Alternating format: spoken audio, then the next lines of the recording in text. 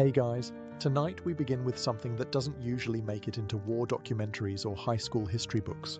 Food. Specifically, trench food. The glorious, gritty, occasionally horrifying fuel that kept millions of soldiers alive, barely, during World War I. Let me know in the comments where you're tuning in from and what time it is for you.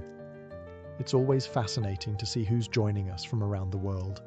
Now dim the lights, maybe turn on a fan for that soft background hum, and let's ease into tonight's journey together. When it came to trench cuisine, the British Army didn't aim for pleasure, just basic survival and a mild sense of disappointment. Their standard rations read like the beginning of a Victorian horror story: bully beef, hardtack biscuits, and endless cups of slightly muddy tea. Let's start with bully beef. It was canned corned beef, preserved in gelatinous fat, and packed into tins that required a bayonet, a rock, or divine intervention to open.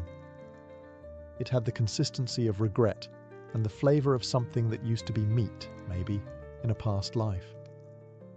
Soldiers ate it cold, spread it on crackers, or fried it, assuming they could find a fire that wasn't being shelled. Then there was the hardtack, affectionately called toothbreakers, or dog biscuits. These were dense, dry crackers that could withstand water, time, and small arms fire. Many soldiers soaked them in tea or soup just to make them chewable.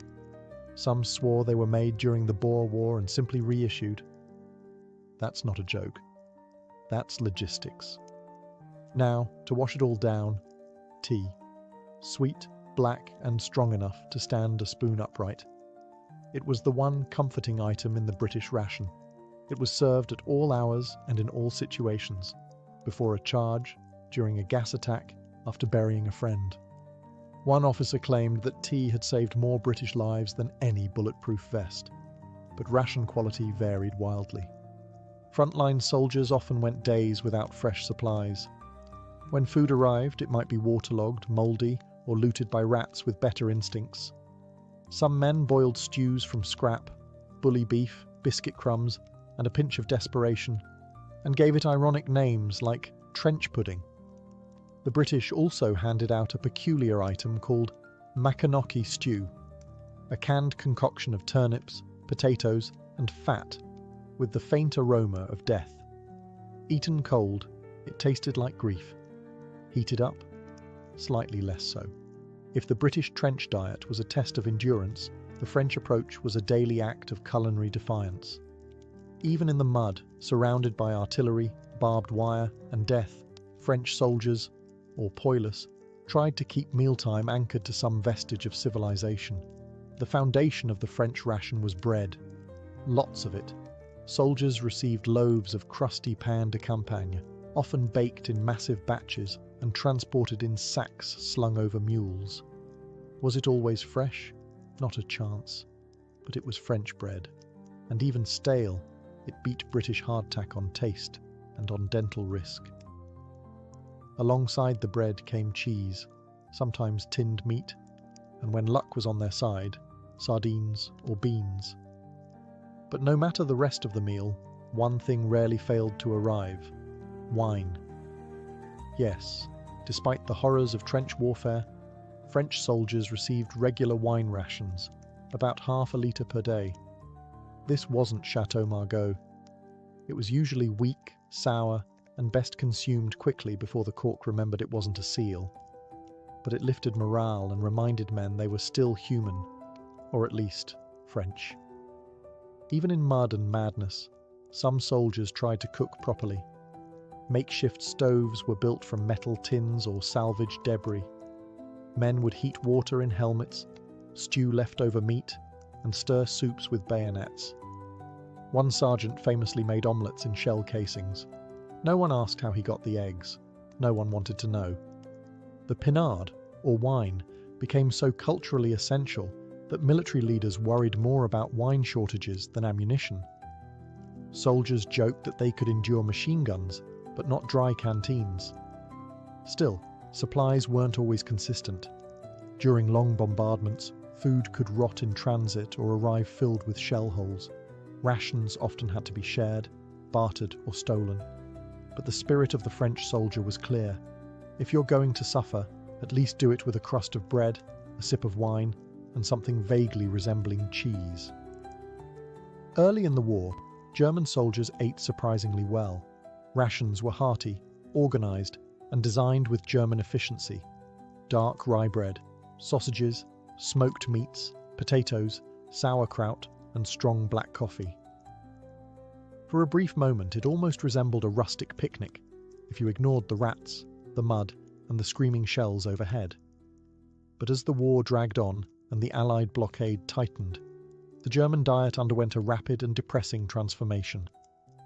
Welcome to the age of ersatz, a word that roughly translates to replacement, but more accurately means not quite food. Ersatz coffee was made from roasted barley, chicory, or acorns. It smelled vaguely like coffee, but drinking it felt like punishment. Ersatz flour included things like sawdust, potato starch, and whatever the quartermaster swore was nutritional. Ersatz meat came in cans, never identified the animal, and may not have contained one. But through it all, black bread remained the German soldier's staple. Dense, sour, and able to withstand trench humidity, it was practically a defensive weapon. You could eat it, use it as a sandbag, or knock out a rat with it in one solid swing. Some even claimed it had shrapnel-resistant properties. They weren't wrong. As conditions worsened, meat became a memory. Cabbage, turnips, and thin soups filled with mystery ingredients took centre stage. Fat was prized. If someone managed to secure bacon grease or lard, it became social currency. Soldiers would trade cigarettes, extra boots, even ammunition, all for a smear of something that could make boiled turnip soup less soul-destroying. And yet, despite the decline, German soldiers remained resourceful. Field kitchens kept operating. Some dug improvised ovens, others bartered with local civilians or foraged what they could between bombardments. Desperation breeds creativity, and a lot of the stews that emerged from the trenches were both horrifying and oddly effective. Still, nothing symbolized the change quite like the transition from sausage to ersatz sausage, a culinary fall from grace that haunted stomachs across the Western Front. By 1918, many German troops were running on empty, physically and calorically. Hunger wasn't just discomfort, it was strategic collapse. The soldiers felt it. And so did the war effort. Feeding an army is hard. Feeding a multi-ethnic empire with a dozen languages, no unified menu, and a crumbling supply chain. That was the Austro-Hungarian military's special brand of masochism.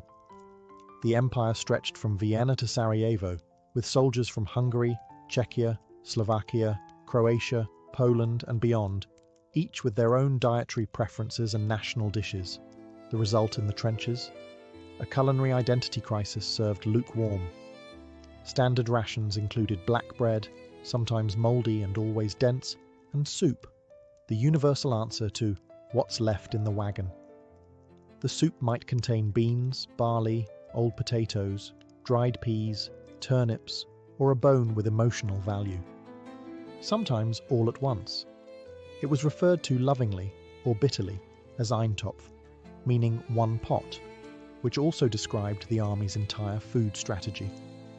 The Hungarian troops often longed for paprika-heavy stews. The Czechs missed dumplings. The Slovenians craved something that wasn't grey. But the cooks? They did what they could with what was available, and what was available was almost never enough. One saving grace was lard, which featured heavily.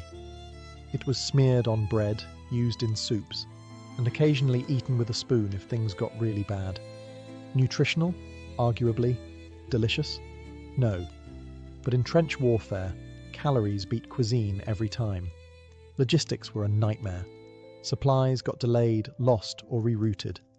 Some troops went days without full meals, leading to foraging, looting, or repurposing horses into stew, often without asking the horse's opinion. Some regional units did manage to prepare local dishes when conditions allowed, using ingredients from the countryside, or bartered with civilians. But most soldiers just tried to survive the culinary roulette of the central kitchen. And let's not forget coffee. or at least a dark liquid labelled coffee. In reality, it was often roasted grain or beet pulp masquerading as caffeine. Soldiers drank it anyway. It was hot, bitter, and slightly less depressing than cold water. Ultimately, Austro-Hungarian trench food wasn't unified, but it was shared. And in that misery, there was a strange kind of camaraderie.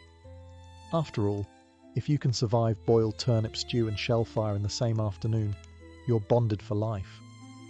If trench food across Europe was bleak, Russian rations somehow made everyone else look overfed.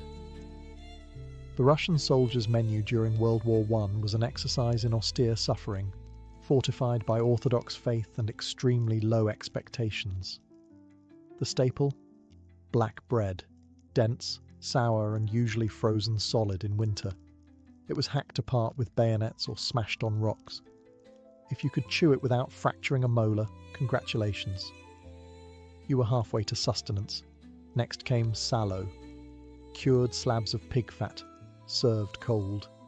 No spices, no ceremony, just pure fat. Russians didn't nibble it. They bit it like candy bars. Nutritional? Yes. Appetizing? Only if you've been shell-shocked into not caring. Kasha, or buckwheat porridge, was a common sight when available. Hearty, filling, and mercifully warm, it was one of the few meals that resembled something you might eat voluntarily. Still, it often came unseasoned and in quantities best described as symbolic. Cabbage soup, also known as shchi, was the closest thing to a hot meal most troops would get. Thin, watery, and cabbage-heavy, it was rumoured to lower morale by 12% per spoonful. Occasionally, a stray bone or mysterious lump would float to the surface, greeted with cheers and deep suspicion. What about meat? Rare and philosophical. When meat appeared, it was either ancient, grey, or possibly horse. No one asked. The line between hunger and dignity was thin, and most soldiers crossed it daily. The Russian supply lines, already stretched across a massive empire, were spectacularly disorganized. Soldiers often received their food late, if at all. During long offensives, they resorted to looting local villages, boiling bark, or just chewing on their own sadness. And then there was vodka, the unofficial ration of the Russian army. It wasn't always available, but when it was, it functioned as painkiller, morale booster, and, if drunk fast enough, soup substitute. Unfortunately, it was often watered down or replaced with things that merely resembled vodka and smelled like furniture polish. In the end, Russian trench food was less about what you ate and more about what you survived. If it had calories and didn't fight back, you were grateful. And if it came warm, that was a miracle. Or a trap. When the Americans finally showed up in 1917, they arrived with fresh optimism, shiny gear, and a firm belief that their food was better than everyone else's. And technically, it was, if you judged meals by calorie count and not emotional trauma. At the core of every American soldier's diet was the reserve ration.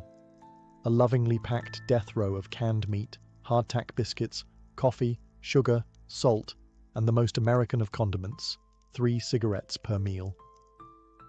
Yes, the US Army genuinely issued smokes as part of dinner. Lung health could wait. Flavor was clearly beyond hope. Let's start with the meat. Corned beef hash, packed into cans with a consistency that can best be described as fork-resistant. Cold, it resembled carpet padding. Hot, it resembled steaming carpet padding. Soldiers nicknamed it goldfish, not because it swam, but because it came in tins and made you nostalgic for home-cooked meals that didn't taste like sadness. Then came the bacon, theoretically a morale booster until you opened the box. It arrived greyish, fatty, and so salty you could use it to preserve a horse. Eaten raw, it was chewy. Fried, it became vaguely edible, especially if you hadn't eaten since Belgium. Beans, though, were the real American trench classic. Canned, baked, floating, dry. You name it, they shipped it. The troops quickly learned that nothing brings men together like communal bean digestion in a shared dugout. But what the Yanks really worshipped was coffee. Brewed strong enough to strip paint and poured from kettles that hadn't been cleaned since Fort Leavenworth, it was the trench equivalent of holy water, served black, bitter, and hotter than your rifle barrel, and that was on a good day. And let's not forget chewing gum, thoughtfully issued to combat stress, rot teeth more slowly, and maybe keep you from chewing your own fingers during shellfire. In fairness, American rations were reliable, which made them exotic by European standards. Sure, they lacked flavour, but they showed up on time, didn't bite back, and rarely included live worms. That said, after 5 days of beans and hash, even the Germans started to feel less threatening than another breakfast of meat ? Feeding an army across a vast empire is never easy.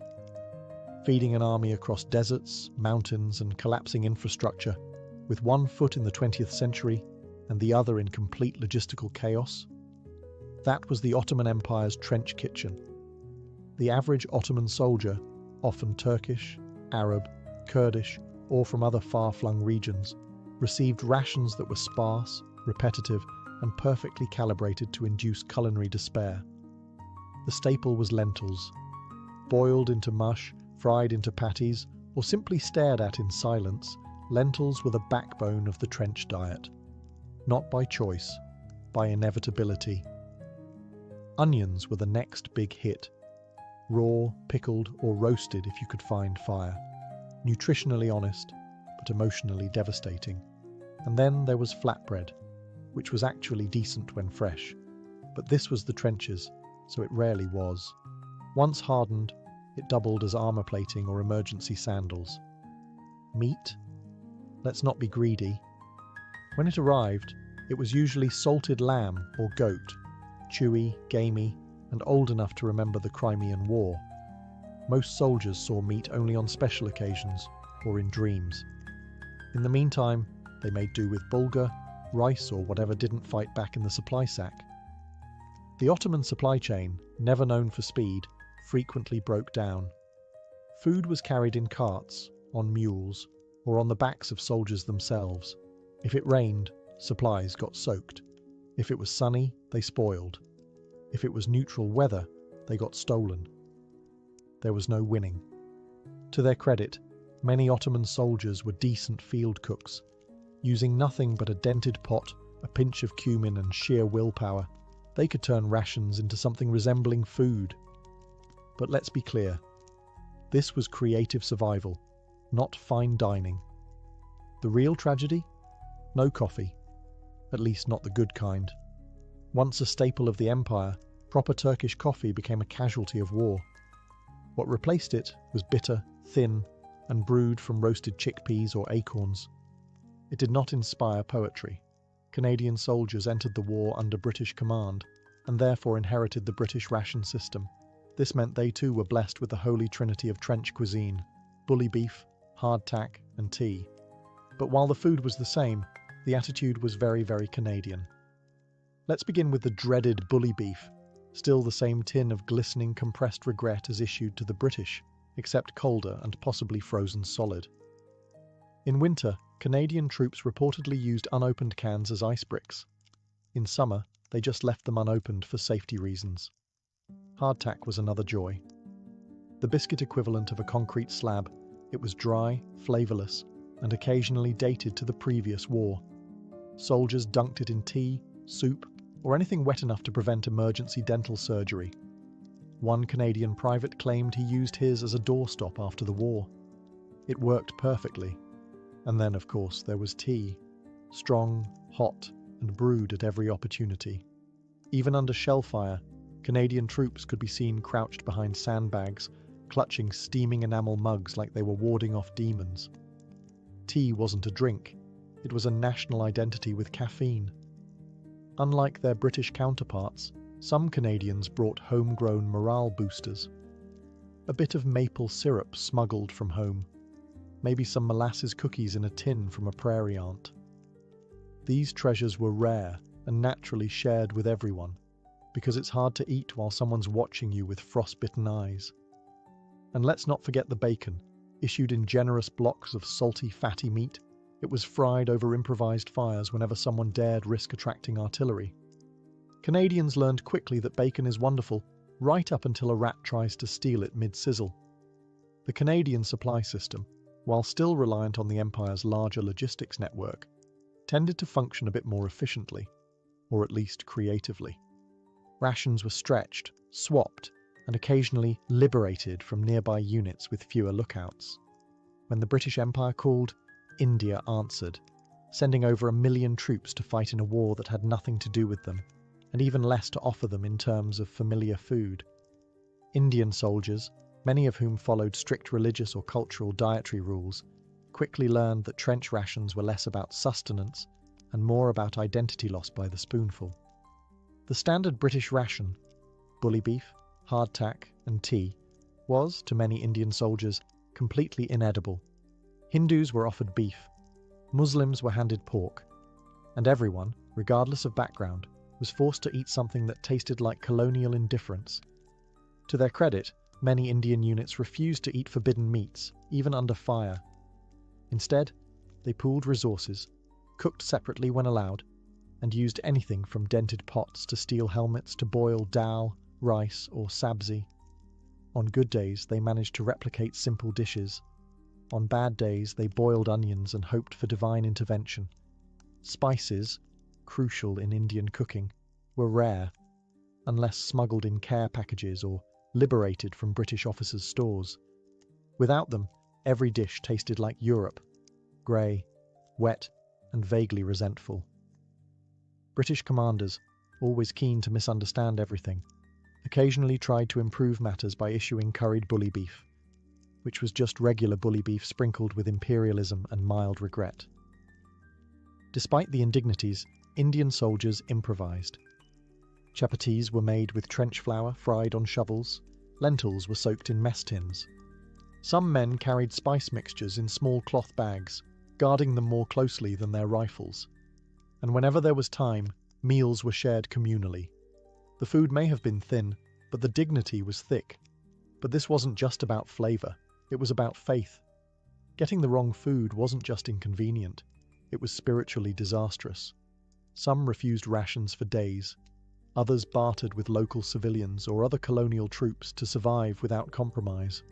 Indian troops faced not only hunger and cold, but the sense of being utterly misunderstood by the empire they served. And yet they endured, one cumin-scented steam cloud at a time. Serving under French and British command, African colonial troops were often deployed far from home, and even further from food that made sense to them. Originating from Senegal, Algeria, Morocco, and other parts of the empire, these men brought their own culinary traditions and ran face first into Europe's tinned tragedy. The French, to their credit, issued slightly more edible rations than the British. But for West African troops, a tin of cold beef and a hunk of bread didn't quite scratch the itch for millet porridge or spicy groundnut stew. It mostly scratched confusion. Standard issue included hardtack, tinned meat, and the occasional chunk of salted fish. But these foods clashed violently with local diets, digestively and spiritually. Many troops improvised their own kitchens right behind the trenches, fueled by wood fires, helmet lids, and stubborn memory. Rice, when available, was turned into something nourishing. A pot of boiling water, a handful of grains, and a few scavenged spices could create a taste of home. Dried okra, onions, and peppers, smuggled, bartered, or foraged, transformed drab French rations into something vaguely recognizable. Some Algerian and Moroccan units carried small tagines or metal pots, using them to create slow-cooked stews that made neighbouring soldiers jealous and confused in equal measure. Even under shell fire, they stirred, seasoned, and served, because if the end was coming, it should at least smell like cumin. But the cultural misunderstandings ran deep. Pork was frequently issued to Muslim troops. Religious fasting was ignored. French officers, baffled that their rations weren't universally adored, responded the only way a colonial officer could, by blaming the troops for being ungrateful. Still, the food was only part of the struggle. Many African troops were treated as expendable labour. They dug trenches, carried supplies, and manned the most dangerous front lines. Meals were rushed, rationed unfairly, or skipped entirely when things got complicated. And yet, they cooked, they shared, they adapted, they resisted the great European flattening of taste with fire, spice, and creativity. The Italian soldier marched to war with visions of pasta, polenta, and mama's ragu. What he got was a bowl of beans, a chunk of military bread, and the frostbitten realization that no one cooks al dente under artillery fire. Fighting along the mountainous Isonzo front, Italian troops endured one of the most punishing terrains of the war. Their food had to be hauled by mule over jagged cliffs and through freezing valleys, assuming the mules weren't shelled, stolen, or simply too depressed to continue. The standard ration? Pane di guerra, war bread, a dense, greyish loaf made from wheat, barley, and existential despair. It was sturdy enough to stop shrapnel and dry enough to suck the moisture out of your memories. Alongside this came beans, usually white or brown, boiled into submission and often flavoured with disappointment and melted snow. Salt pork occasionally made an appearance, adding fat and salt, but not much dignity.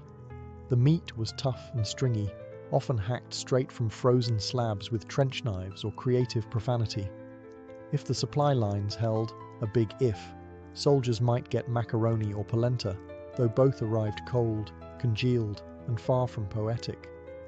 Cooking in the trenches was borderline impossible, especially when your stove was a rusty shell casing and your fuel was half a fence post. And then there was vino, the modest Italian wine ration that tried its best to lift spirits, though it mostly lifted eyebrows. Thin and sour, it was less Chianti elegance and more accident in a vineyard. Still, a warm sip of red wine in a snow-covered trench was enough to remind you life had once involved tables and chairs. Logistics were a constant enemy. In winter, food froze before it reached the front. In summer, it spoiled during transit. And in between, it was stolen by rats, officers, or your own stomach before you even opened the can. Despite it all, Italian soldiers kept eating, singing, and sometimes even seasoning. If they couldn't get home to Mama's kitchen, they'd settle for making trench risotto with extra mud. If the Western Front was mud and mustard gas, the Balkan Front was mud, mountains, and a whole lot of cabbage. Fighting here was brutal, chaotic, and usually cold. And the food matched the mood with admirable consistency. Balkan troops, whether Serbian, Bulgarian, Montenegrin, or others, mostly subsisted on whatever could be boiled into a stew without violating the laws of physics. Cabbage, potatoes, and onions were common, affordable, and sturdy enough to survive long transport. Unfortunately, so was the smell, which clung to uniforms, tents, and probably the enemy's nostrils downwind. The base of nearly every meal was soup, thin, greasy, and cooked over campfires if you were lucky, or over burning furniture if you weren't.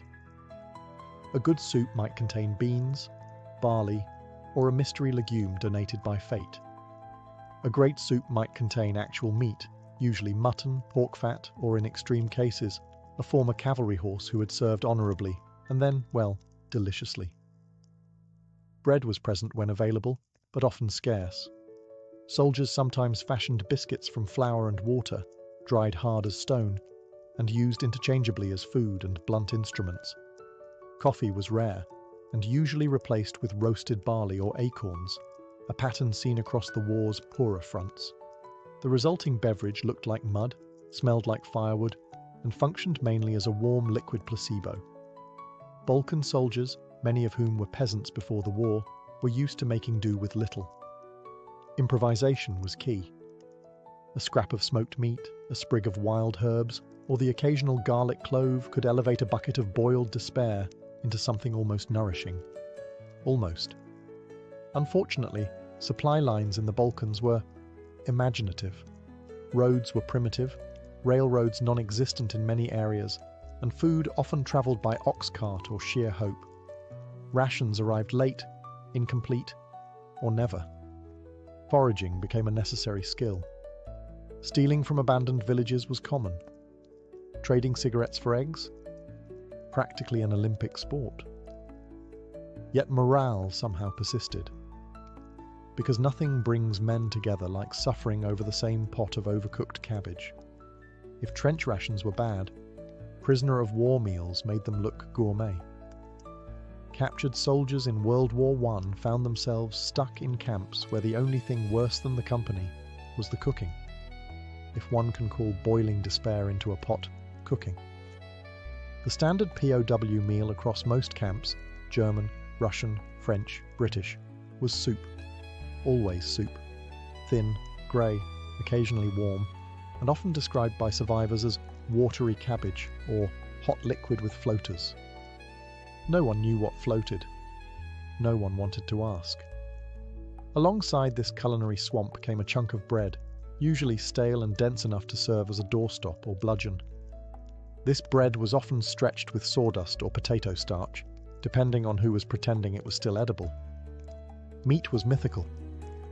When it did appear, it was measured in milligrams, a sliver of old sausage, a bone with a memory of flavour. Once, famously, a French POW camp served something they called beef, and it turned out to be boiled rat. Reviews were mixed. The rat did not comment. Calories were low, starvation level low. Many prisoners lost significant weight in the first few weeks. Some adapted, others didn't. In Russian camps, where supply lines were basically just wishful thinking, starvation was common. In German camps, rations declined sharply as the war dragged on and resources ran out. Enter the Red Cross parcel, a literal lifeline. These care packages, mostly from the British, included tinned meat, biscuits, chocolate, tea, and soap. When they arrived, they were treasured. When they didn't, things got medieval. Prisoners would trade, gamble, and guard their parcels like dragons hoarding canned milk. Some prisoners even became camp chefs, creating elaborate meals from the meagre contents of Red Cross boxes. Sardine pâté, biscuit pudding, even mock roasts. All prepared on makeshift stoves in dirt-floored huts under watchful guards with no appreciation for culinary genius. Food became currency. A tin of jam could get you socks. A bar of chocolate? Protection. A slice of real bread? Practically political leverage. Behind every exhausted soldier gnawing on mystery meat stood a forgotten figure with a ladle and a 1,000-yard stare. The trench cook. These were not celebrity chefs. They didn't have recipe books or aprons. They had dented pots, unstable fires, and the daily challenge of turning military rations into something that wouldn't be used as trench mortar. Field kitchens were mobile, wheeled contraptions dragged behind the lines and disguised as soup-making devices. In reality, they were smoke-belching tanks full of stew, tea, and ambition. Cooks had to work with what they had, which was almost always a shortage. A trench cook's day began early and ended whenever the artillery said it could. Meals had to be prepared in large batches, using ingredients with more preservatives than nutritional value. Turnips, cabbage, onions, and salted meat were the foundations. Flavor was optional and usually replaced with sarcasm. Despite the odds, these cooks created something vaguely edible out of almost nothing. They made stews with more water than ingredients. They rehydrated hardtack biscuits until they resembled bread again. They stretched a handful of beans across a pot, meant for 30 men. If culinary miracles existed, they were buried in the back of a trench behind a cook swearing at his ladle. And still, the food had to be delivered. Under fire. Across mud, barbed wire, and occasionally through areas where rats had claimed squatters' rights. Soldiers would risk life and limb for a hot meal, and cooks risked theirs trying to get it to them while pushing soup carts through hell. Some armies even developed makeshift fire trenches where food could be heated without the telltale smoke plumes attracting enemy snipers. In cold weather, these spots became sacred. In summer, they became fly farms. Field cooks were also therapists. Soldiers complained to them, joked with them, begged them for extra bread. A good cook could keep a unit functioning. A bad cook, well, they didn't last long. Rumour has it one British unit almost mutinied over burnt porridge. After thousands of miles of mud, millions of bullets, and more cabbage than any war ever asked for, one thing remained constant across every front, every army, and every miserable trench. Eating kept you human. Barely. Trench food wasn't about pleasure. It wasn't even always about nutrition. It was about calories, dense, greasy, bland calories. Enough to keep a man marching, shooting, digging, and occasionally sobbing into a bowl of rehydrated despair. Soldiers learned to live without seasoning, without proper utensils, and sometimes without chewing. They ate while crouched, standing, running, or lying in 6 inches of freezing water. If it was hot, it was good. If it was solid, even better. If it didn't move on its own, you were having a good day. And yet, food became something more. In the worst conditions, it was ritual. Brewing tea, sharing biscuits, fighting over the slightly less soggy piece of bread. It was comfort, not because it tasted good, but because it meant you were still alive to taste it. A hot meal could lift spirits faster than a speech. A tin of jam could start a friendship. A missing ration could start a fistfight. Food was currency, therapy, diplomacy, and sometimes the only thing standing between sanity and the abyss. Each army had its quirks: British tea, French wine, German black bread, Russian kasha, American beans, Ottoman lentils, but the shared experience was universal. Misery with a spoon. And let's not forget the improvisation. From helmet-lid stews to coffee brewed with mud and courage, soldiers across continents invented new ways to make their meals suck just a little less. Field kitchens stretched resources with the creativity of exhausted geniuses. Soldiers learned to cook with whatever didn't explode. Even in captivity, even in starvation, food meant something. It meant culture, home, identity. The small flame of who you were before the war shoved you into a hole and handed you a spoon. Because in a world where everything was falling apart, a hot meal, even one made of fat, fear, and cabbage, was a reminder. You hadn't given up yet. Long before scalpels, anesthesia, or even the concept of germ theory, there was trepanation, the bold, borderline insane art of scraping, drilling, or cutting a hole into someone's skull. It sounds like something you'd find in a medieval torture chamber, but it actually predates civilization itself. Archaeologists have found trepanned skulls dating back over 7,000 years, scattered across the globe, from the highlands of Peru to the plains of Ukraine. Apparently, cracking someone's head open was humanity's first attempt at neurosurgery. But here's the real kicker. Some of these people survived. Not just one or two. In some ancient graves, healed bone around the hole shows that patients lived long enough for their skulls to start growing back, meaning these weren't botched killings, but actual medical procedures. Which leaves us with an uncomfortable truth. Someone, somewhere, looked at a seizure, a headache, or a mental breakdown and thought, what if we just opened the skull and let the evil spirits out? And that's exactly what they believed.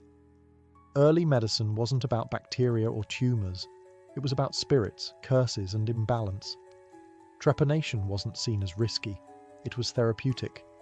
Headache, drill. Mood swings, drill. War injury, drill. Failed marriage.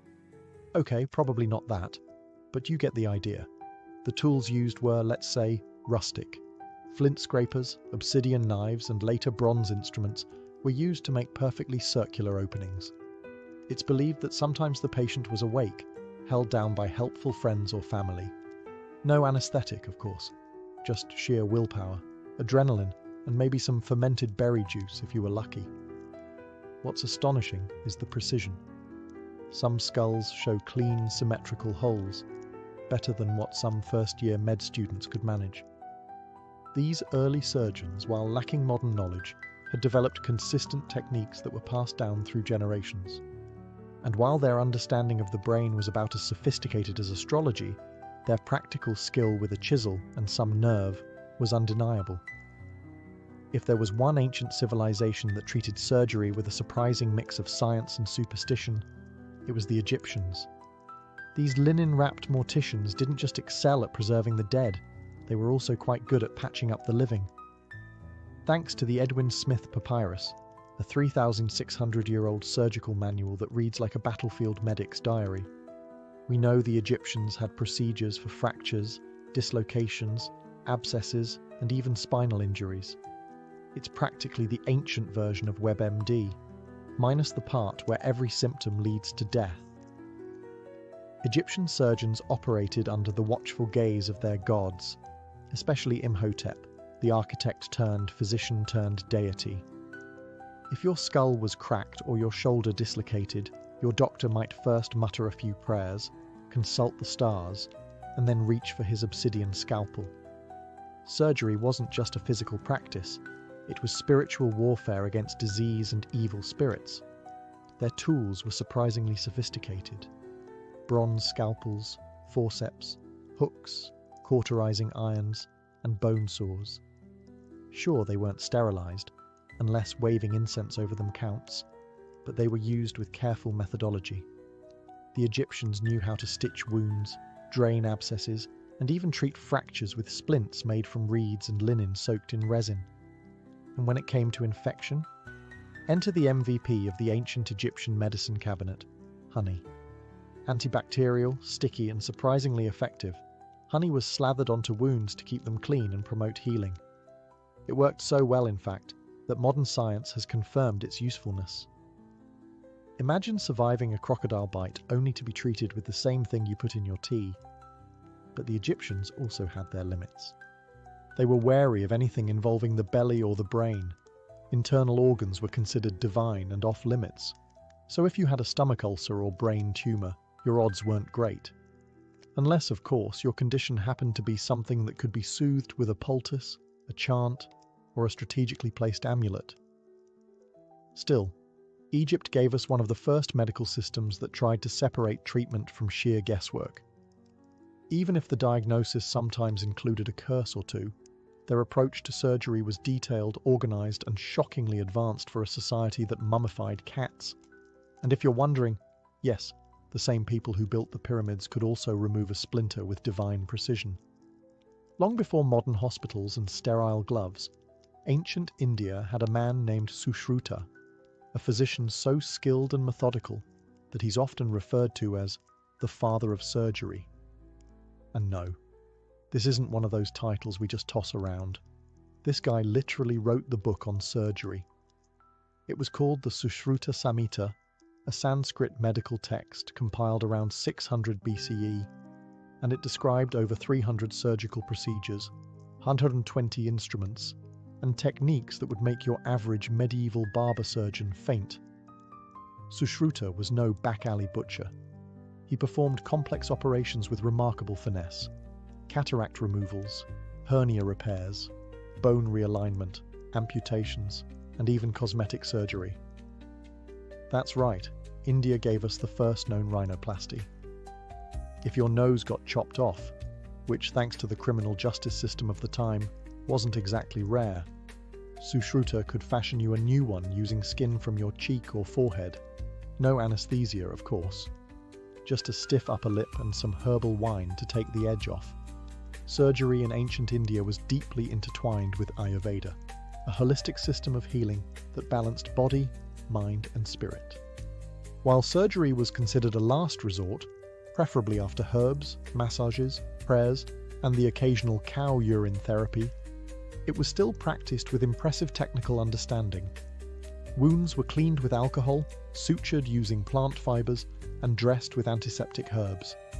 And unlike in Europe centuries later, Indian surgeons knew that cleanliness mattered. Training was hands-on and brutal. Students practiced incisions on vegetables, leather, dead animals, and even water-filled bladders to simulate the feel of human tissue. Before they touched a real patient, they had to prove their steadiness. Because once you start cutting into someone with a bronze scalpel, you don't get a second chance. Ayurvedic texts also emphasized ethical practice, including informed consent and treating the poor for free. It wasn't just about curing illness. it was about moral duty. In a world where medicine often leaned toward the mystical, ancient Indian surgery stood out for its structured, empirical approach. If you thought the Greeks spent all their time inventing democracy and arguing about the nature of reality, think again. They also dabbled in surgery, awkward, painful, often terrifying surgery. Ancient Greek medicine was a chaotic mix of philosophy, superstition, and guts, literal guts, frequently exposed on the battlefield or in a cramped healer's room. At the center of it all was Hippocrates, often called the father of medicine. He famously separated disease from divine punishment and tried to base treatment on observation and logic. Revolutionary stuff. Until you realize most surgery still involved cutting into someone while they screamed. Hippocrates himself wasn't big on complex procedures, but he knew a thing or two about dislocations, fractures, abscess drainage, and the always fun process of bloodletting. Nothing says healing like opening a vein and hoping for the best. But things really escalated when Galen came onto the scene in the 2nd century CE. A Greek physician working in Rome, Galen had an obsession with anatomy, except he wasn't allowed to dissect humans.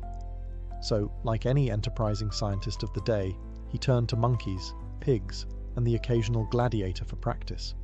He performed vivisections on animals and built detailed anatomical theories, some of which were wildly incorrect, but impressive for someone guessing without Google or cadavers.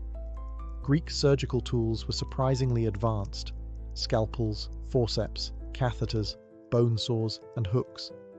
The Greeks even used cauterization, burning a wound shut with hot metal, to stop bleeding. And while that sounds medieval, it actually worked. Painful, but effective. Think of it as ancient laser surgery, except the laser is a glowing hot iron bar and you're wide awake. Battlefields were the real training grounds. Greek physicians learned to deal with arrow wounds, crushed limbs, and head injuries in real time, with zero margin for error and zero morphine. If you survived a spear to the gut and your surgeon didn't pass out from the sight of intestines, you might just live. But Greek surgery, for all its tools and theories, was still anchored in the four humours, a charmingly unscientific idea that your health depended on the balance of blood, phlegm, black bile, and yellow bile. So if your operation didn't kill you, an over-enthusiastic leech treatment just might. The Romans weren't exactly known for subtlety, and their approach to surgery was no exception. While the Greeks gave us theory and ethics, the Romans gave us field hospitals and emergency trauma care. When your empire stretches across continents and your favourite pastime involves stabbing people in arenas, you get very good, very fast, at putting bodies back together. At the centre of this blood-soaked innovation was the medicus, Rome's answer to the battlefield surgeon. Stationed with legions, these hardy physicians operated out of mobile hospitals called valetudinaria, set up near military camps. These weren't places of comfort. They were tents of torment, filled with wounded soldiers, clanging tools, and the smell of iron and sweat. Roman surgeons excelled at trauma care, arrow extractions, broken bone repair, cauterization, wound stitching, and amputations. If your arm was dangling by a thread, the medicus had a solution, usually involving a saw, some boiling water, and the hope that your heart could take it. Anesthesia? Absolutely not. If you were lucky, you got wine or opium. If you were unlucky, you got held down. But they weren't improvising in the dark. Roman medical texts, like those of Celsus, detailed precise procedures, from eye surgeries to hemorrhoid removals. Celsus, ever the charmer, described how to lance an abscess with disturbingly gleeful clarity. Make an incision long enough for a finger to enter. How poetic. Their instruments, meanwhile, wouldn't look out of place in a modern ER. The Romans had forceps, scalpels, hooks, retractors, bone drills, and catheters. Many were made of bronze or iron and crafted with care. Some even had adjustable screws, because if there's one thing the Romans loved more than conquering Gaul, it was proper engineering. Despite all this gore, Roman medicine was surprisingly systematic. Wounds were cleaned, often with vinegar, bandaged and monitored. They understood the danger of infection even if they didn't know why it happened. And they practiced something astonishingly close to triage, sorting the dying from the savable. Still, their understanding had limits. Internal surgeries were rarely attempted. If your guts were poking out, the prognosis was usually good luck. But for external wounds, especially in war, Roman surgeons saved lives at a scale unseen in the ancient world. Ancient Chinese medicine was a masterclass in balance, between yin and yang, body and spirit, and most importantly, between cutting someone open and maybe just giving them acupuncture instead. While Chinese civilization developed one of the most advanced medical systems in the ancient world, surgery was approached with intense caution. The body was considered sacred, a gift from one's ancestors. So poking around inside it, that was not taken lightly. But when surgery was unavoidable, like in cases of trauma, tumours or severe abscesses, Chinese surgeons rose to the occasion with surprising ingenuity. Records from as early as the Zhou dynasty, c. 1000 BCE, mention surgical procedures, including wound treatment and even organ removal. And by the Han dynasty, practitioners like Hua Tuo had become legendary.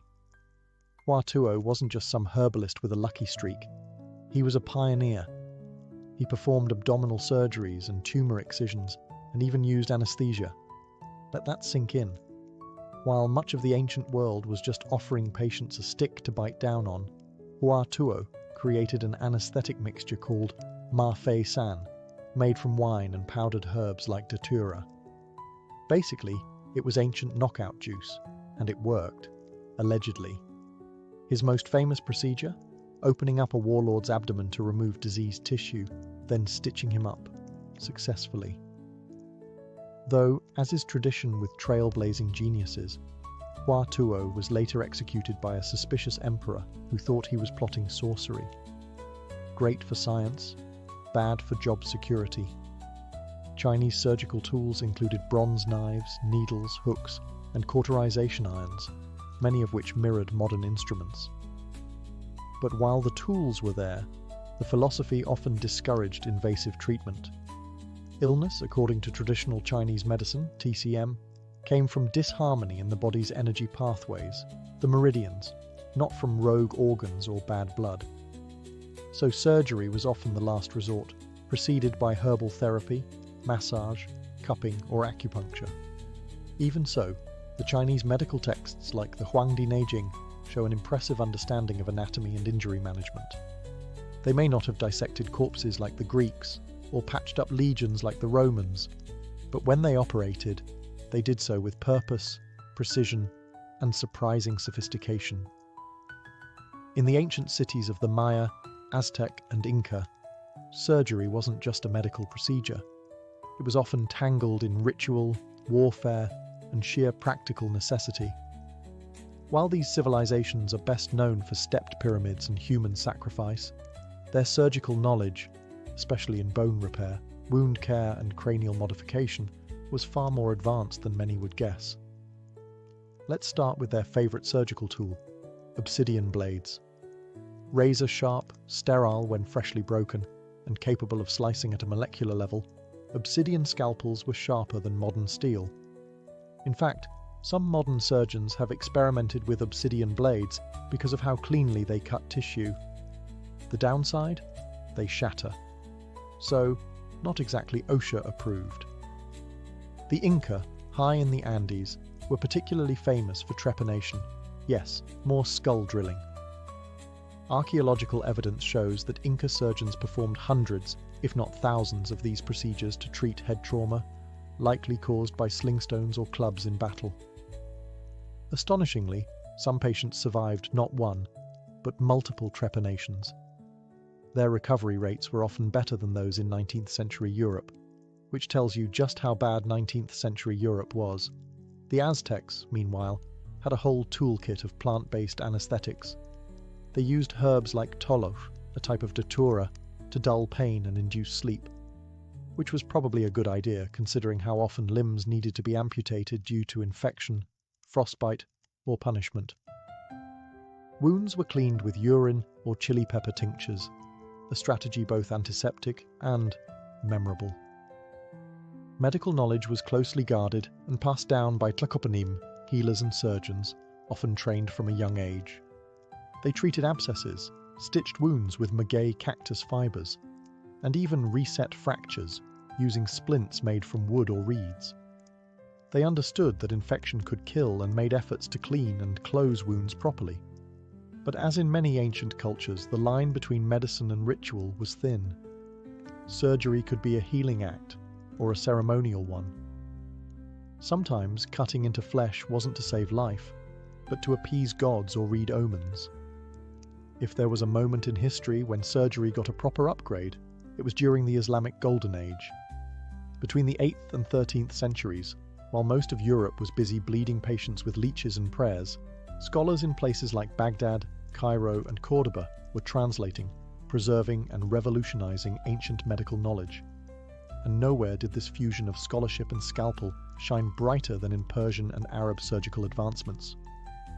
Enter al-Zahrawi, also known in Latin as Abul Qasis, a 10th century physician from Al-Andalus, modern Spain, whose influence would echo through medical textbooks for centuries. His monumental work, the Kitab al-Tasrif, wasn't just a medical guide. It was a 30-volume encyclopedia, and the final volume was entirely devoted to surgery.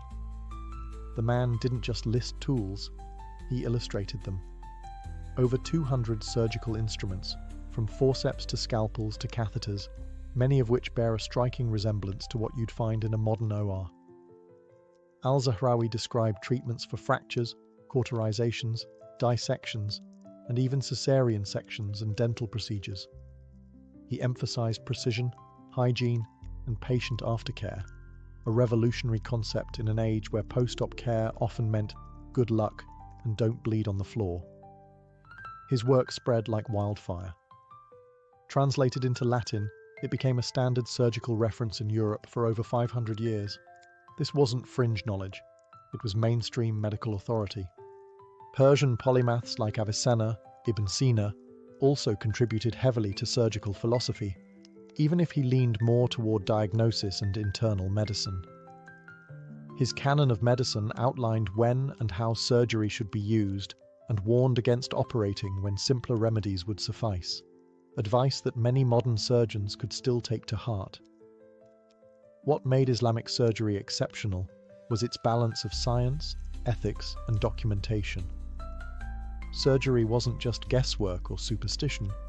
It was a craft honed by observation, experimentation, and debate. Hospitals, bimaristans, often had lecture halls and libraries where medical students trained alongside professionals, dissecting animals, reading Greek and Indian medical texts, and sharpening both their blades and their minds.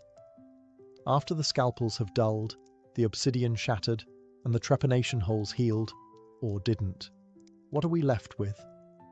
A bizarre, brilliant, and sometimes horrifying legacy carved directly into the bones of history. Ancient surgery wasn't just about pain tolerance and bravery, it was about trial, error, and relentless human curiosity. Across cultures and continents, one theme emerges. People have always been willing to risk agony and death to fix what's broken. Whether it was a Roman legionary's gashed leg, an Egyptian farmer's abscess, or an Inca warrior's fractured skull, ancient surgeons stepped in where gods, prayers, and herbs had failed. And often, against all odds, they succeeded. Not everything aged well. The four humours? Gone.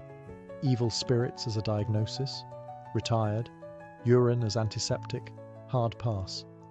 But many of their ideas still echo in modern medicine. The Indian rhinoplasty became the foundation for reconstructive plastic surgery. Roman battlefield triage evolved into emergency care systems. Chinese anesthesia, a spiritual ancestor to modern sedation. Even the cautery tools used in Islamic hospitals look eerily like devices found in today's surgical kits. What makes ancient surgery fascinating isn't just the gore, it's the ingenuity.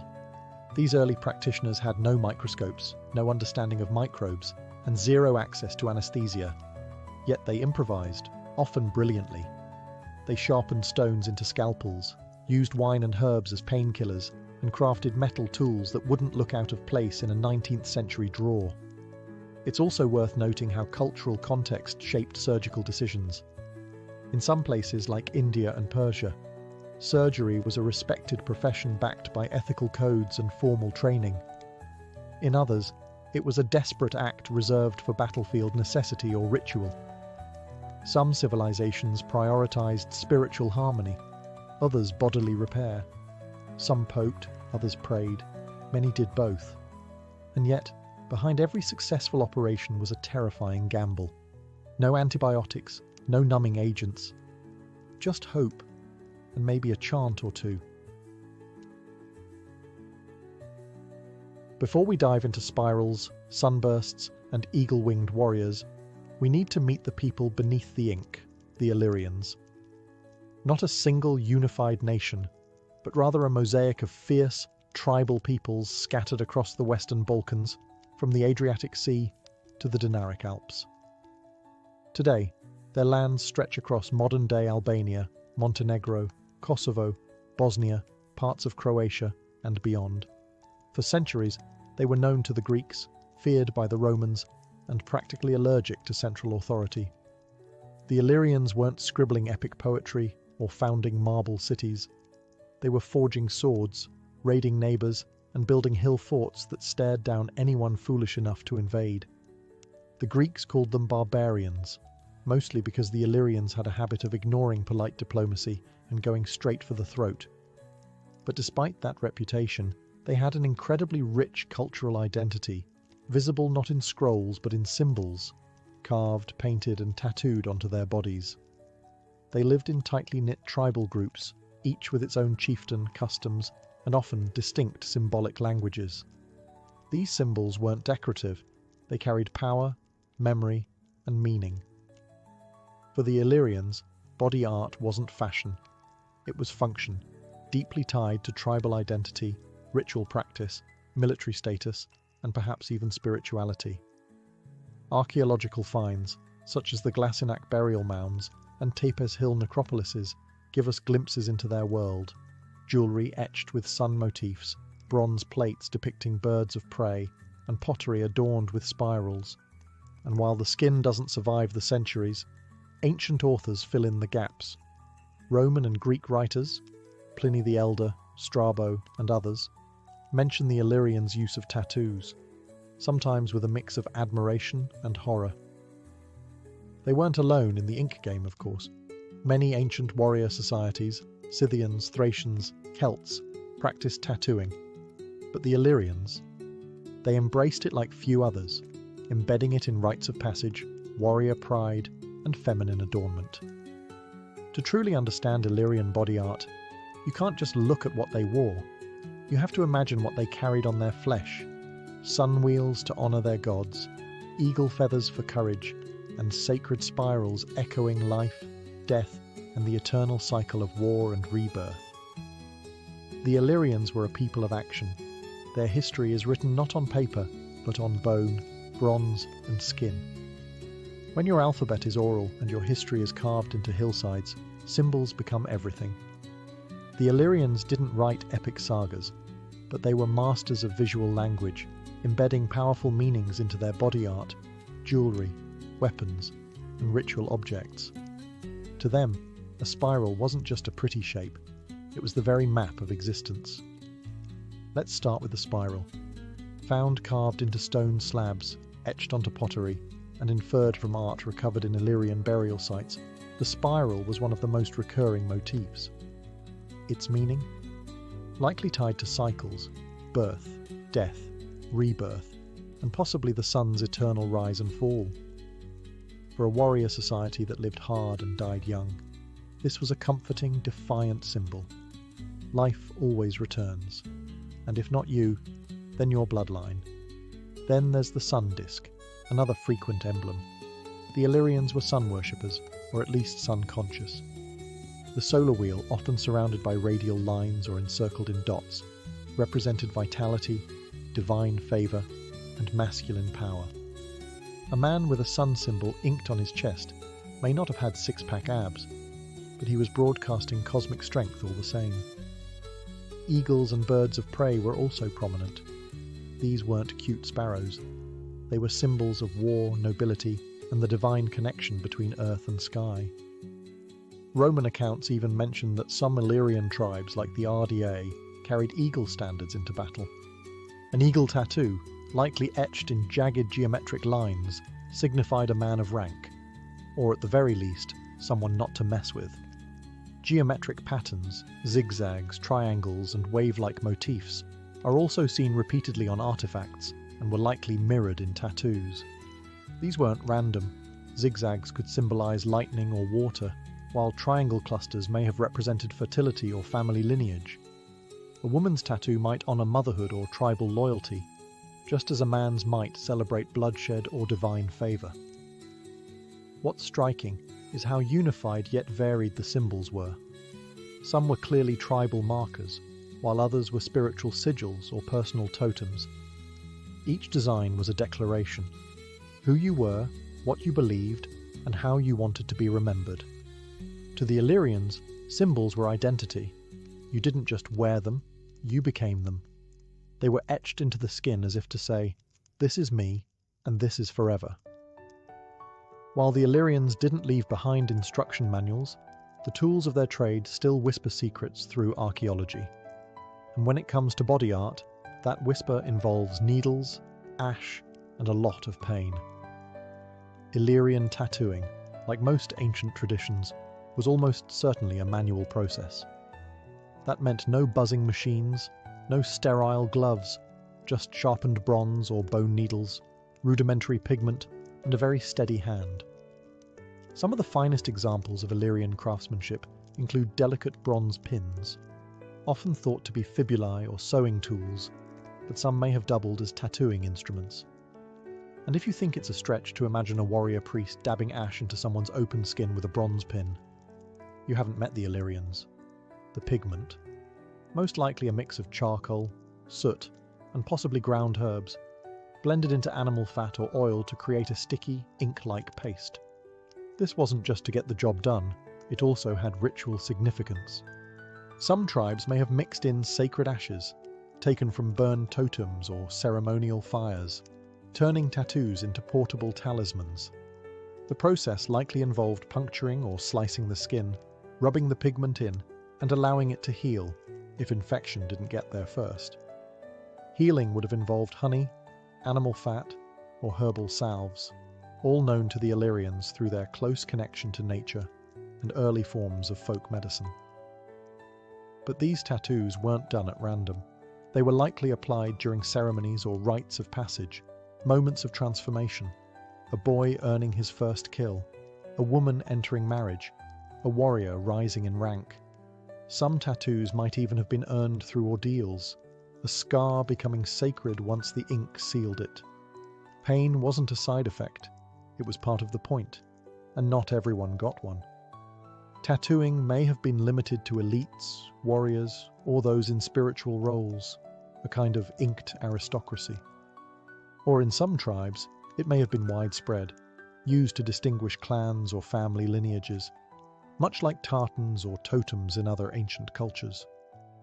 Among the Illyrians, war wasn't just an occasional nuisance, it was a way of life. Tribes fought for land, for honor, for vengeance, and sometimes just because it was Tuesday. In this brutal landscape, warriors weren't anonymous. They were marked, visibly, permanently, and with pride.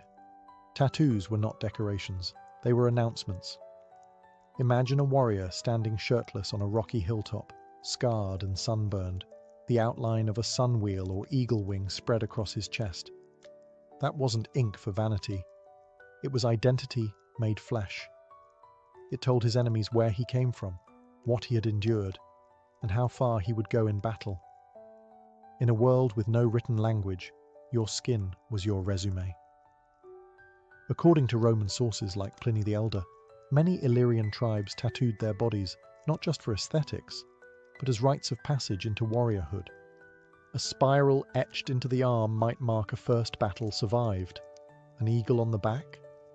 Proof of a warrior's rise through the tribal ranks.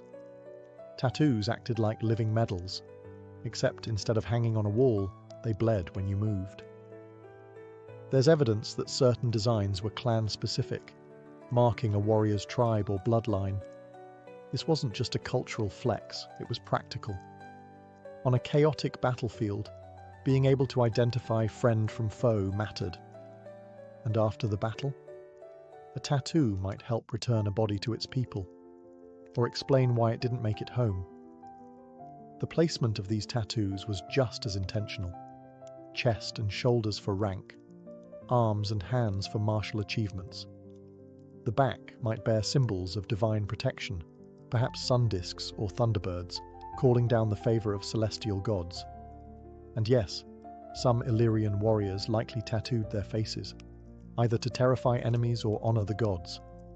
Imagine going up against someone who carved lightning bolts into their cheekbones. You'd think twice. But it wasn't all glory. Tattoos also told stories of punishment or penance. A dishonoured warrior might be tattooed with a mark of shame, something small, permanent, and impossible to hide. It was a society where ink could elevate you, or remind you, every time you looked in the mirror, that you failed. When we think of ancient tattoos, it's easy to picture grizzled warriors, inked with spirals and eagle talons. But among the Illyrians, women too wore their stories on their skin. And their tattoos weren't just ornamental. They were spiritual, social, and deeply symbolic. In some Illyrian tribes, tattooing was a rite of passage for girls, especially around puberty or marriage. These weren't random patterns or dainty flourishes. They were sacred marks passed down through generations, each line telling a story of lineage, role, and power. And archaeological finds, like bronze mirror cases, spindle whorls, and jewellery etched with repeated triangles, sunbursts, and wavy lines. Mirror patterns, scholars believe, were once inked onto women's arms, legs, and faces. One common motif was the triangle, often grouped in patterns that likely represented fertility, femininity, and the divine cycle of life. Some believe these tattoos served as protective symbols during childbirth, warding off spirits and invoking blessings from the tribal deities, goddesses of earth, moon, and water. Face tattoos, yes, face, may have also been common among Illyrian women of certain tribes. Tiny marks near the eyes, on the chin, or across the brow weren't signs of rebellion. They were badges of cultural pride, beauty, or status. Roman writers, typically bewildered or dismissive of barbarian customs, occasionally mention the strikingly marked women of the Balkans, their ink described as exotic, wild, or tribal mysticism. But tattoos weren't just about beauty or tradition. They could be emblems of grief, loyalty, or vengeance. A widow might tattoo a mourning symbol on her skin, a broken sun or coiled spiral, while others might bear ink representing vows taken in blood. The skin became a scroll of silent declarations, especially in a culture where oral memory mattered more than written records. And it wasn't limited to the elite. Some evidence suggests that common women, especially among hill tribes, bore simpler tattoos, perhaps marks of family allegiance or local gods. Meanwhile, priestesses or spiritual healers may have had far more elaborate designs, using their bodies as living talismans to channel divine power. For the Illyrians, tattooing wasn't just social or decorative, it was deeply spiritual. In a world where gods lived in rivers, mountains, and thunder, every mark on the body had the potential to channel divine energy. Ink was a ritual, and the body was the altar. Though much of Illyrian religion has been reconstructed from fragments, burial mounds, grave goods, and second-hand Roman descriptions, we know they worshipped a mix of nature deities, solar gods, and tribal spirits. And their tattoos reflected this animistic worldview. Spirals might represent eternity and the cosmos, while birds symbolized the soul in flight. To be tattooed wasn't simply a style choice, it was to align yourself with cosmic forces.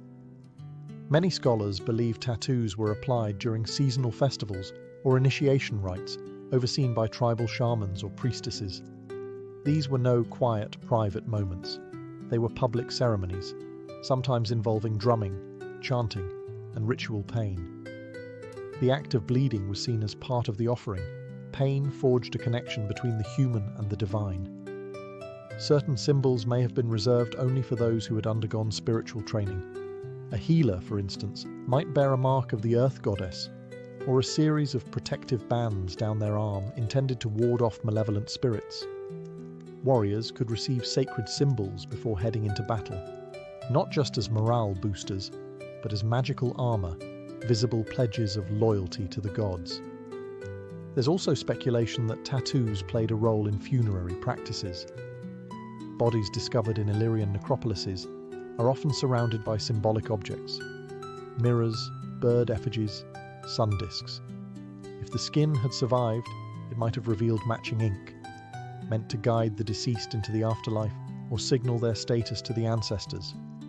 In some tribes, it's believed that only the tattooed could pass into the realm of the spirits unchallenged. Everyone else was just a ghost. Even the tattooing materials may have had ritual significance. Ashes from sacred fires, or pigments mixed with herbs blessed under the full moon, weren't just antiseptic. They were spiritually charged. The line between medicine, magic, and art was razor thin. Among the Illyrians, a tattoo could do what no scroll or passport ever could. It told everyone who you were. In a tribal society where loyalty ran deeper than laws, your status, rank, and bloodline were often written directly on your skin. Each Illyrian tribe had its own distinct visual culture, emblems, patterns, and motifs that marked their warriors, their leaders, and their kin. A curved sun motif might belong to one clan, a zigzag-lined mountain symbol to another. These marks weren't just personal, they were tribal signatures, visual shorthand for identity in a fragmented, war-prone region. For the elite, chieftains, nobles, and tribal champions, tattoos could serve as badges of authority. A man inked with layered spirals, sunbursts, and eagle talons wasn't just showing off. He was announcing his victories, ancestry, and social rank to everyone he met. These marks acted like heraldic shields, unique, symbolic, and instantly recognizable.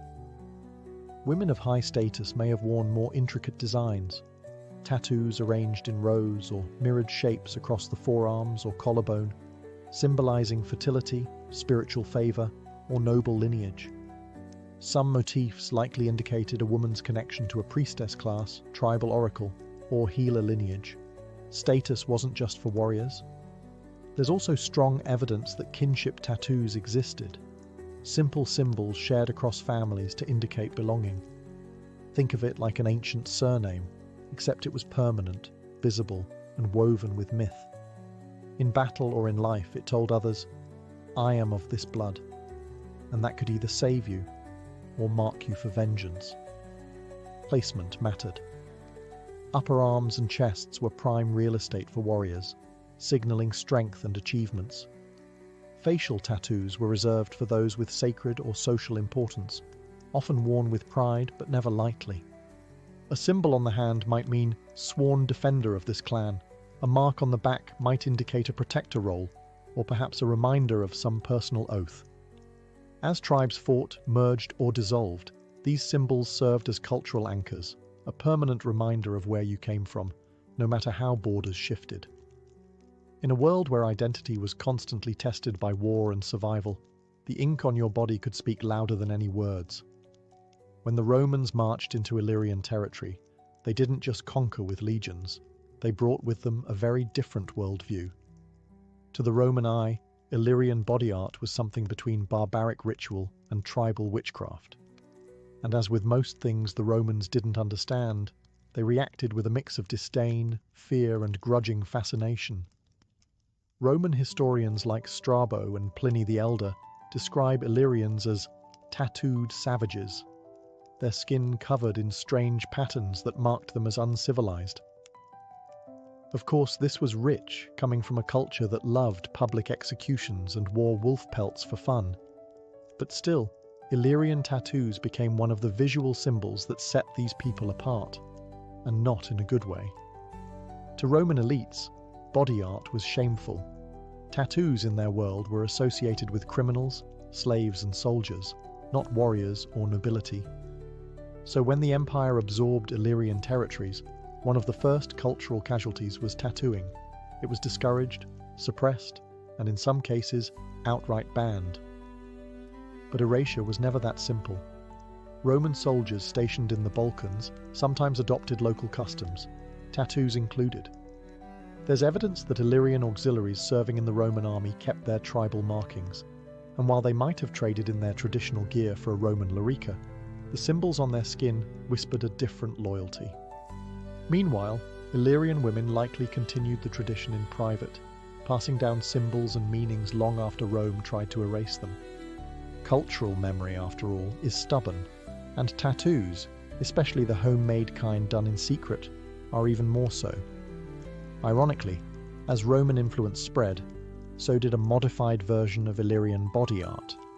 Some Romanized Balkan populations continued to use tattooing for spiritual or tribal identity, though with more subtlety.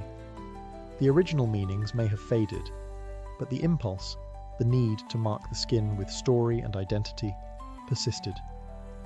What began as a sacred declaration slowly became a cultural battleground. Tattoos went underground, hidden from Roman scrutiny, but never fully forgotten. Even centuries later, echoes of Illyrian designs reappeared in folk embroidery, ceremonial clothing, and family motifs, transferred from skin to fabric, from generation to generation. Though the Illyrian tribes vanished into history, conquered, assimilated, and scattered, their ink didn't. It migrated, transformed, and echoed through generations, leaving behind subtle fingerprints in the Balkans that endure even today. You won't find Illyrians walking around anymore, but their symbols are still alive. In Albanian folk costumes, traditional jewellery, stone carvings, and even tattoos. Yes, modern tattoo artists across Albania, Kosovo, and Bosnia have begun resurrecting ancient Illyrian designs. Spirals, eagles, suns, and geometric bands, reimagined with pride, reclaimed as cultural identity. In some rural Albanian regions, women's face tattoos persisted well into the 20th century. Often faint and worn by time, these marks, small crosses, stars, or spirals, were passed down by oral tradition. For the women who bore them, the meaning was rarely decorative. They were protective, ancestral, and tribal, just as they had been thousands of years earlier.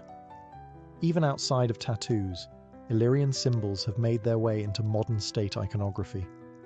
The Albanian double-headed eagle, flying proudly on the national flag, echoes ancient Illyrian motifs of predatory birds as symbols of strength, vision, and divine authority.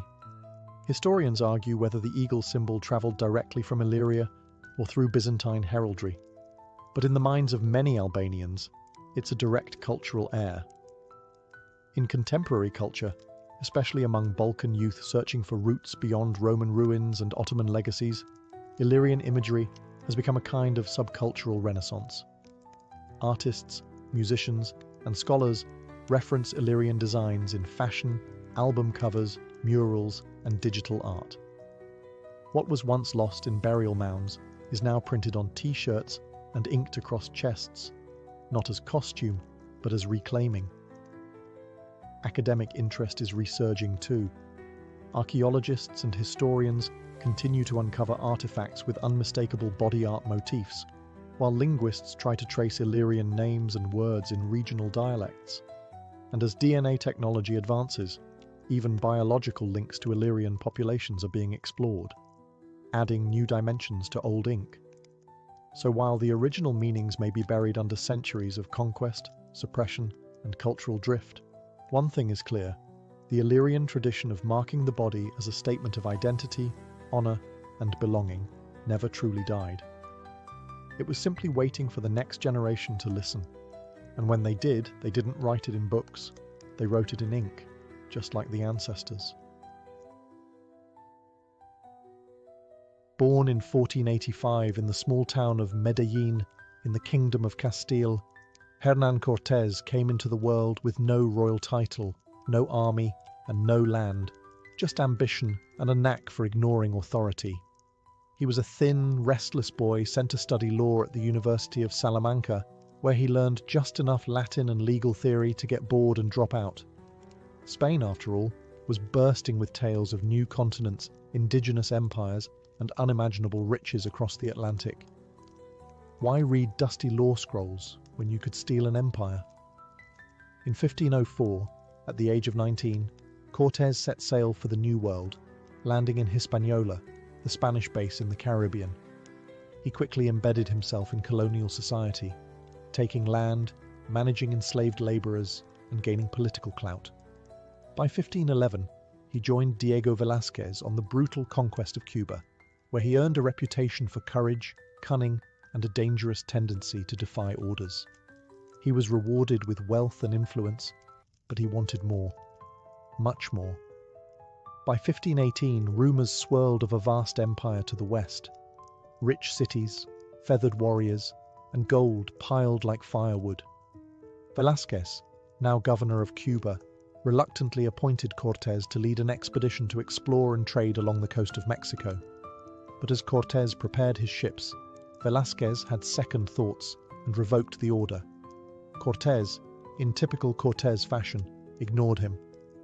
He sailed anyway, in February 1519, with 11 ships, 500 soldiers, 100 sailors, 16 horses, and an unhealthy amount of gunpowder and ambition. From the start, Cortés wasn't interested in trading beads for coconuts. He wanted conquest, and he had a plan. A blend of diplomacy, deceit, religious fervour, and brutal violence. His goal? Not just gold, but glory, and a title in the Spanish crown's hierarchy. The man was no brute in armour. He was a master manipulator who could charm native leaders one day and burn their cities the next. Unlike many of his companions, Cortés saw the indigenous civilizations not as obstacles, but as systems that could be exploited, infiltrated, and turned against themselves. By the time he landed on the Yucatan Peninsula, Hernán Cortés was already dreaming of emperors, pyramids, and plunder. The age of exploration was over. The age of conquest had begun, with Cortés at the helm. When Hernán Cortés arrived on the Yucatan Peninsula in early 1519, he wasn't greeted with fanfare. He was greeted with arrows. The Maya, seasoned warriors and survivors of previous Spanish raids weren't exactly thrilled to see more pale men with steel and horses. The first encounters turned bloody quickly. Battles fought in the thick humidity, between Spanish firearms and obsidian-tipped spears. But these skirmishes gave Cortés something far more valuable than gold: information. He soon learned of a vast empire to the west, ruled by a mysterious king called Moctezuma, seated atop a mountain of wealth in a city larger than anything Spain had ever seen. The empire? The Aztecs. The prize. Everything. In these early encounters, Cortés also acquired two critical assets. First, a Spanish castaway named Jerónimo de Aguilar, who had survived for years in Maya territory and now spoke the local languages fluently. Second, and far more influential, a young woman named Malintzin, known to the Spanish as La Malinche. A gifted linguist and keen observer, she could translate Nahuatl, the language of the Aztecs, and she quickly became Cortés's advisor, interpreter, and consort.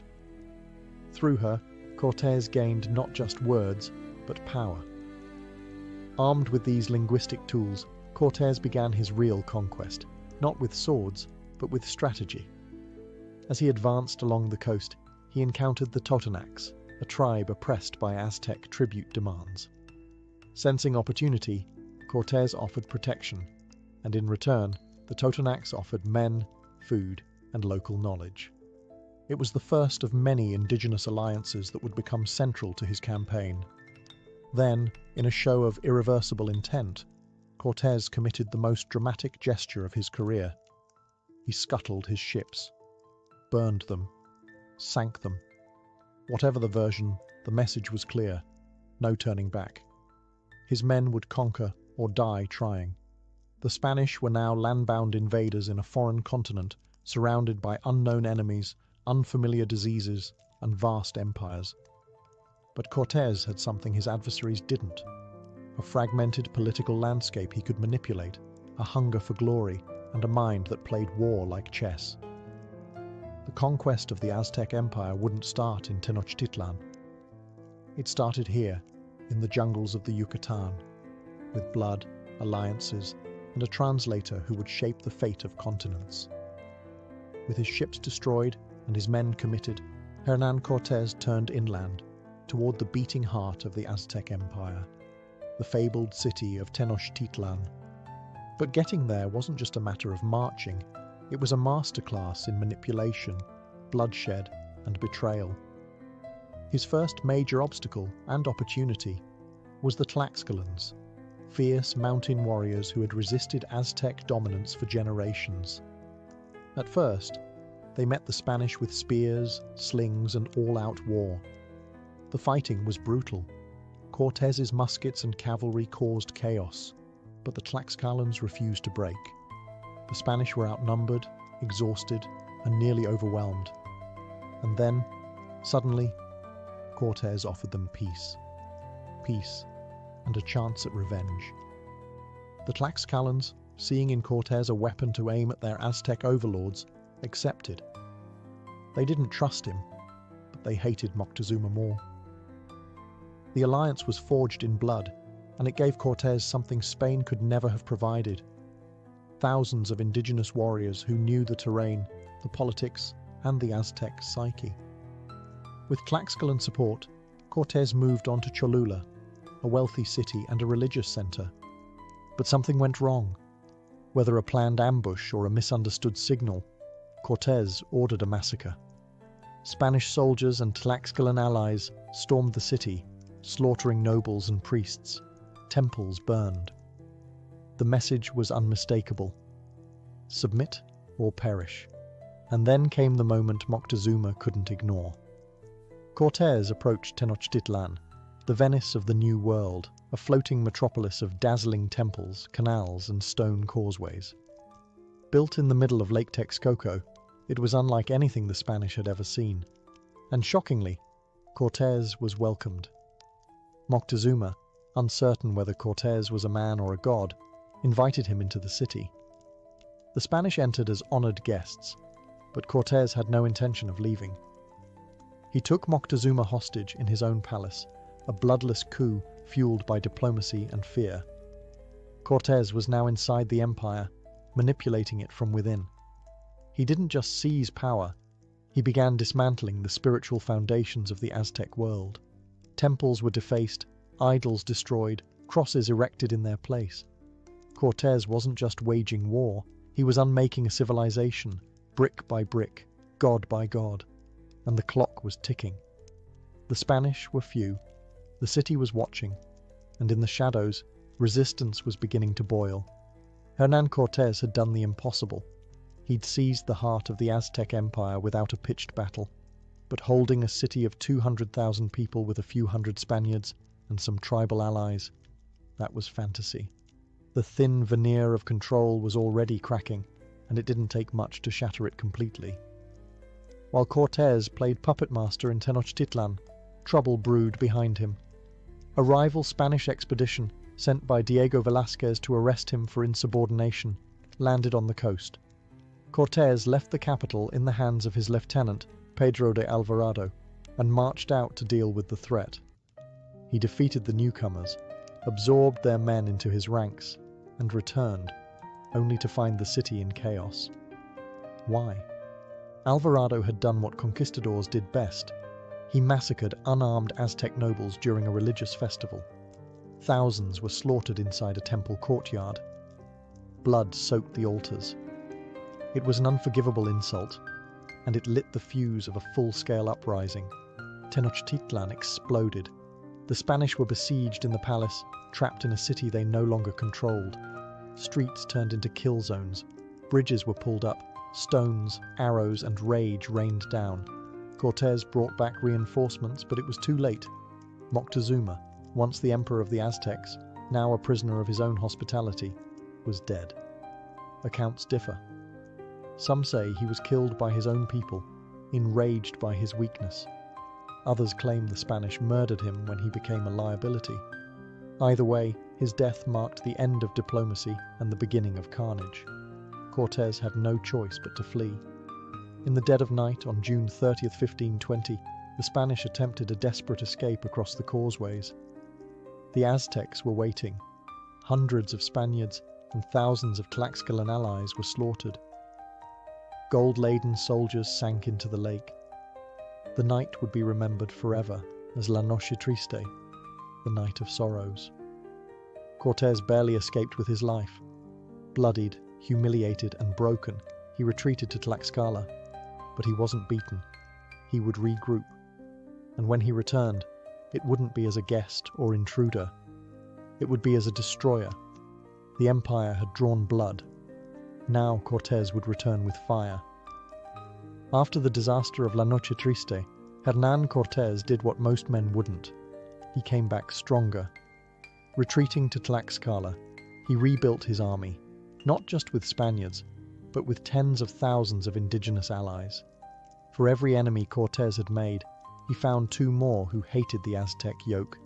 He offered revenge, liberation, and a cut of the loot. It worked. He also built ships. Yes, ships, dragging them in pieces from the Gulf Coast, through jungle and over mountains to reassemble on Lake Texcoco. The Aztecs ruled the water. Cortés now planned to challenge them at sea. It was the kind of mad plan that only works if you're desperate, brilliant, or both. By May 1521, the siege of Tenochtitlan began. Cortés cut off aqueducts and supply routes. The city, surrounded by water, became an island of starvation. His brigantines, Spanish warships with cannons, swept through the canals, destroying Aztec canoes. Street by street, the Spanish and their allies fought their way into the city, reducing it to rubble. But the Aztecs didn't go quietly. Under the leadership of Cuauhtémoc, Moctezuma's nephew and the new emperor, the Aztecs fought with ferocity. They laid traps, launched ambushes, and refused to surrender. It became a war of attrition and annihilation. Temples were toppled. Markets became battlefields.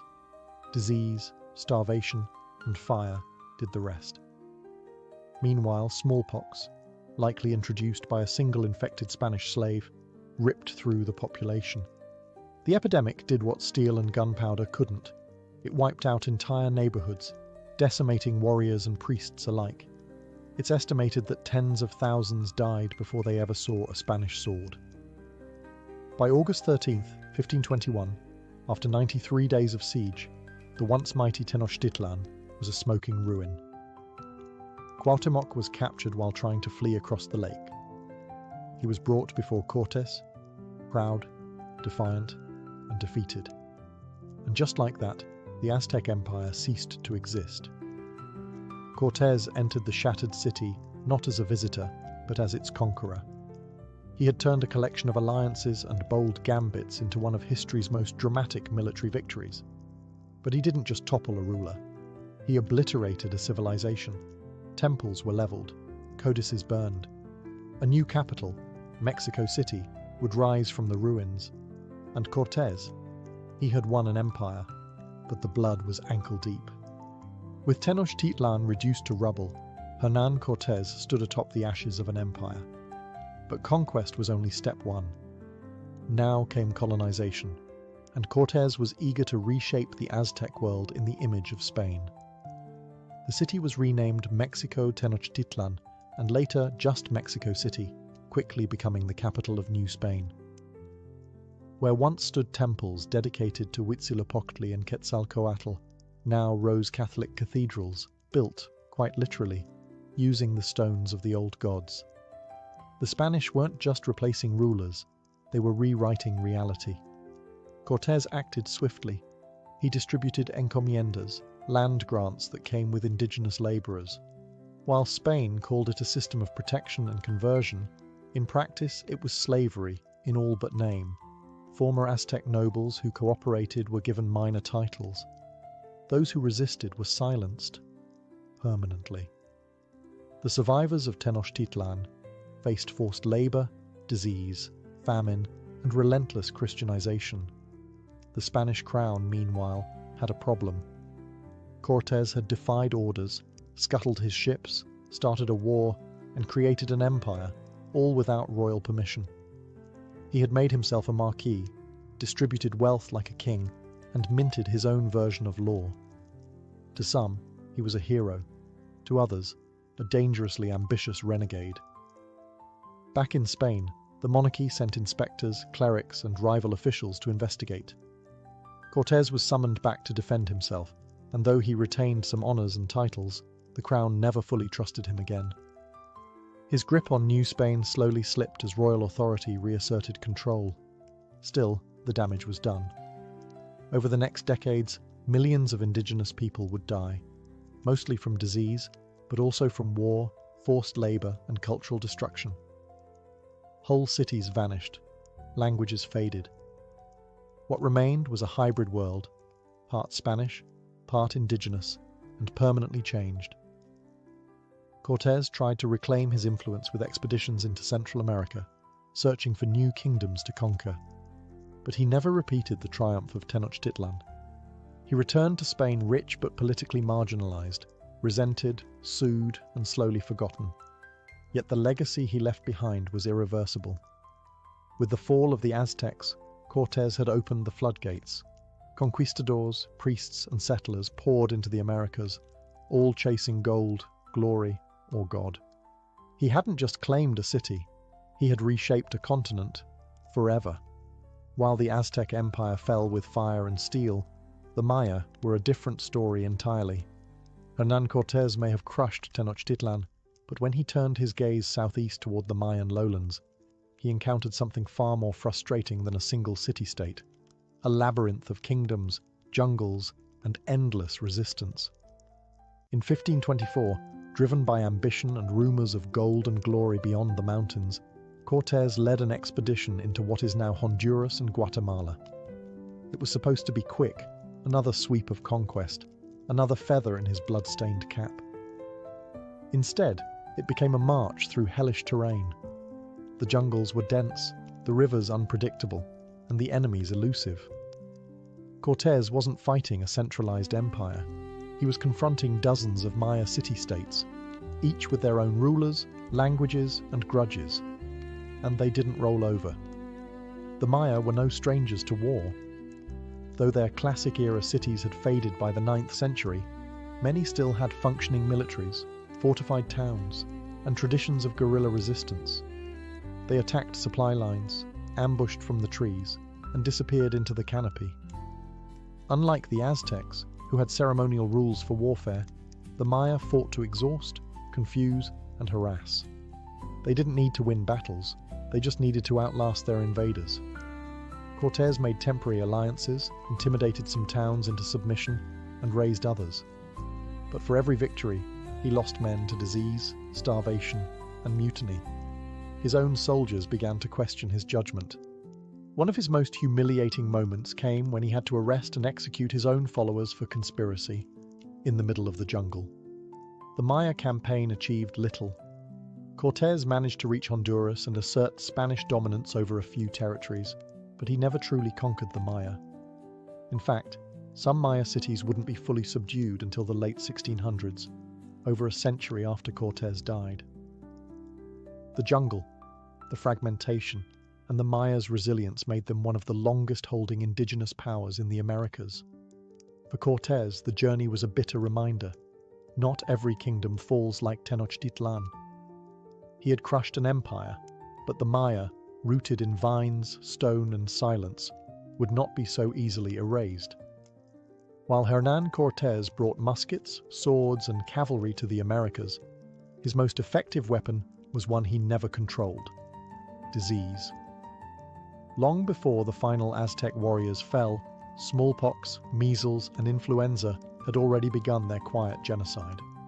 The first smallpox outbreak in Mexico is believed to have arrived in 1520, carried by an infected African servant traveling with one of the Spanish ships. From that moment on, the conquest changed.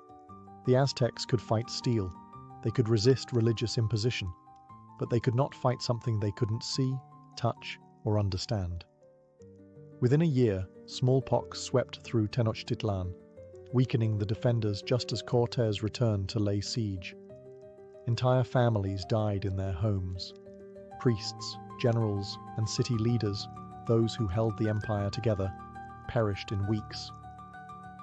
The disease didn't just kill bodies, it shattered social structure, morale, and resistance. As the Spanish pushed deeper into Mesoamerica, the pattern repeated. In places Cortés had never even reached, millions died. Some estimates suggest that within a century of contact, up to 90% of the indigenous population of the Americas was wiped out, not by war, but by waves of European plagues. Whole cities became ghost towns without a single Spanish sword ever being drawn. And disease didn't just kill, it changed everything. Survivors fled their homes, abandoned traditions, and sought answers from new gods. Many interpreted the plagues as divine punishment, which missionaries quickly exploited, offering baptism as salvation. In this way, Christianity didn't just arrive with crosses and sermons, it arrived on a wave of biological apocalypse. Cortés understood the power of timing. He saw firsthand how smallpox softened the Aztecs before his second assault. But the long-term effects went far beyond strategy. Disease depopulated the labor force, collapsed agricultural systems, and erased countless languages, rituals, and oral histories. Cultures were unmade in silence, with no last stand, no monument, no eulogy. In the end, Cortés's conquest wasn't just a tale of ambition and battle. It was part of something bigger. The Columbian Exchange didn't just move horses and gold, it moved plagues, and the cost was incalculable. The sword may have conquered cities, but disease conquered civilizations. Hernán Cortés died in 1547, old, bitter, and largely forgotten by the empire he helped build.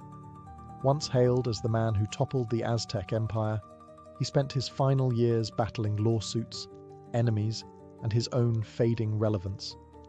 He'd won an empire, yes, but lost control of it. Spain moved on, and Cortés, once its boldest conquistador, became an awkward symbol of everything it both admired and feared. His legacy is a contradiction carved into history. To some, especially in old Spanish chronicles, he was a genius commander, a devout Christian warrior who brought civilization to the so-called savages. To others, he was a ruthless invader, a man whose ambition led to mass murder, cultural annihilation, and the collapse of one of the most sophisticated civilizations of the pre-modern world. But even hero and villain don't fully capture what Cortés was. He wasn't a mindless butcher, nor was he some noble visionary. He was calculated, manipulative, deeply intelligent, and unrelentingly ambitious. He forged alliances, exploited divisions, and played his enemies like chess pieces. His conquest wasn't just about firepower. It was about knowing when to shake hands, when to burn temples, and when to rewrite the rules entirely. And the consequences? Monumental. The fall of the Aztec Empire opened the gates for centuries of colonial rule, the forced Christianization of millions, and the transfer of unimaginable wealth from the Americas to Europe. At the same time, it marked the birth of a new world, one not entirely European or indigenous, but something strange and in between, mestizo, hybrid, and forever altered. Cortés also left a trail of unfinished wounds. In Mexico, he is remembered with ambivalence and anger. Streets and schools once bore his name. Many now don't. Monuments to him exist, but they often gather dust, graffiti, or protest.